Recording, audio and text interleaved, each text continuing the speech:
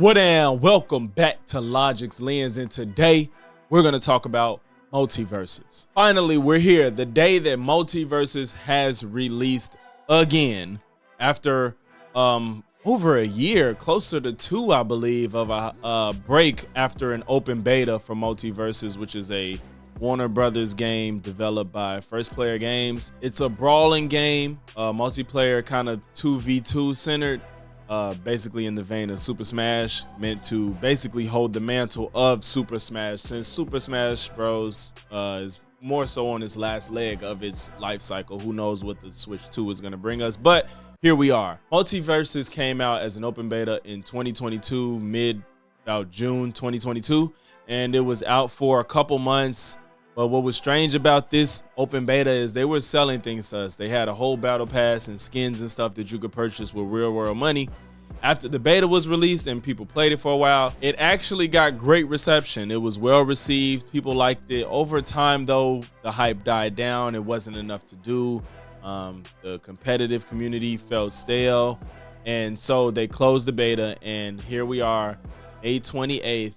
Now the game has re-released, and it's a finished product, and we got some stuff to talk about. I'm just gonna jump straight to my gripes with the game, and then we'll talk about the good. So let's get the bad out of the way. My biggest gripe with this game is that on beta, it was extremely fun to play because of the frenetic, quick gameplay. It was real snappy. It was real fast. There were complaints about people spamming dodge in that game, which they have dialed back on, which I have no problem with. But that came with the game feeling a lot more sluggish and slow.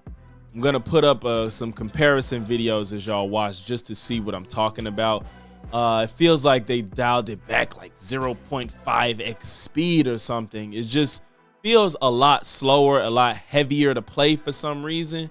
And I guess maybe they did that for balancing issues, but a lot of people that have played the beta are complaining about the speed of the game feeling a lot slower, feels a lot heavier, and that's outside of the dashing that people might have spammed. But I can say I have noticed a slight difference after I've played it a bit more. I'm not too sure if when I first played the game was like trying to catch up, maybe the servers, maybe the netcode was messed up, maybe.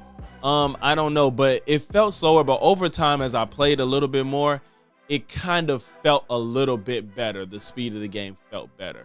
So I think I'm just going to keep playing and see where that goes, but as of now, I played a little bit more and it feels slightly better, but there's some footage I have that you can clearly see the difference in the two. Also, they got rid of some functions that I don't know why and how this happened, and it just got lost in translation, but simply that they don't show you post-game stats anymore, like your ring outs, your assists, your deaths, or nothing like that. I don't know why that feature would go forgotten or foregone. I really hope they fix that. That makes absolutely no sense. They've gotten rid of a large number of perks. The perks that are available, not just that you have to unlock, but simply available to even choose in the game, is cut down by over like 60%. There's way less perks.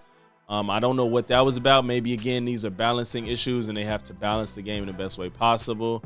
I don't know, but I would say they should have left them and then let the community decide how they feel about it, in my personal opinion. They got rid of some of the effects for the ring outs. I know in the beta you were able to customize the splash effect of when you got a ring out, and now they've gotten rid of that. I know personally, I know a lot of people didn't like Velma. I was a Velma guy and I really liked her.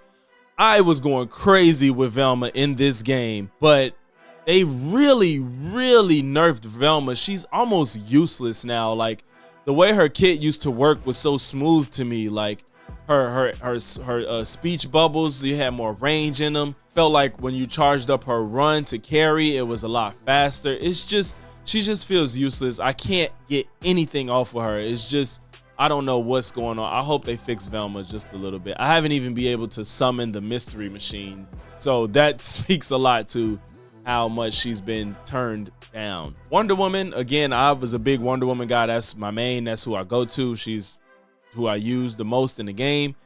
I don't know if she's OP or I'm just that guy with her. No, no, in all seriousness, I think Wonder Woman is a little bit too OP. I feel almost unstoppable when I pick Wonder Woman. It's hard for me to struggle when I pick Wonder Woman, unless I run into somebody that uses her better than me.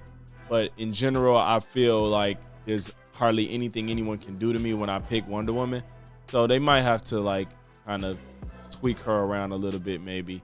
But she is a tank, so you know, there's that. Things that have been implemented into this game that's new and I really like and find, you know, pretty necessary is they do have a solo campaign mode. Of course, it's not the most in-depth, intricate, most fun part of the game, but it's there, and you can unlock things for it. It's definitely worth playing. So, you know, if you're ever not playing with your friends or you don't feel like doing online, you just want to kind of play the game and just enjoy yourself, it's there. You unlock currency to unlock different perks in the gem system. They have a gem system now, which is basically temporary perks that you can put in per match versus the permanent perks that you keep on a specific character. Those are a little bit more impactful in your matches. The gems are just small 5% here, 15% here perks. Since the beta, some new characters we have are the Banana Guard. We have Agent Smith from the Matrix, Jason Voorhees, and Joker. Personally, I'm tired of the Joker being used in everything that's WB/Batman related. Like, just put it there. Batman has plenty of other villains to go against. WB has almost an endless amount of IPs they can pull from to put characters in this game. And I know with that, they're going to hold off on some of the more impressive ones, the ones that people are eager to see. Like, you got Powerpuff Girls, Static Shock, you know, is Samurai Jack. It's just like so many IPs they can pull from, and they're probably just going to hold off on giving us a lot of those just to bring more buzz and more hype further down the line, which is a smart strategy, but I hope they do that. I think we would have been okay without another Joker in a video game, you know? Other than that, Multiversus is a game that was one of the first games I talked about on this channel. So games like that, you know, Knockout City, those are hold near and dear to my heart. That's where I started this channel, and those are a couple of games that I feel like are free games, not only just free, but good games that maybe won't get the attention and recognition it deserves because it's not, you know, up there with Call of Duty, the Call of Duties and the Fortnites and the Rainbow Sixes and whatnot. But games that I feel like are important to the gaming culture, games that we should support, give a try, especially when it's free and you have nothing to lose. If you guys have not played it yet, I suggest you do. Like I said, it's free. It's not a big file size to download. And let me know in the comments how y'all feel. Am I tripping on the speed of the game and the movement? Is it just me? How do y'all feel about this version versus the beta? Who are y'all maining with? If you want to play me, let me know. We could get it in. It don't matter. It's whatever. But yeah, y'all. So make sure you check out Multiversus, and make sure if you made it to this point of the video, you make sure you leave a like, comment, sub. If not one, then all three. Thanks for tuning in to Logix Lens, where the gamers win, and I'm out.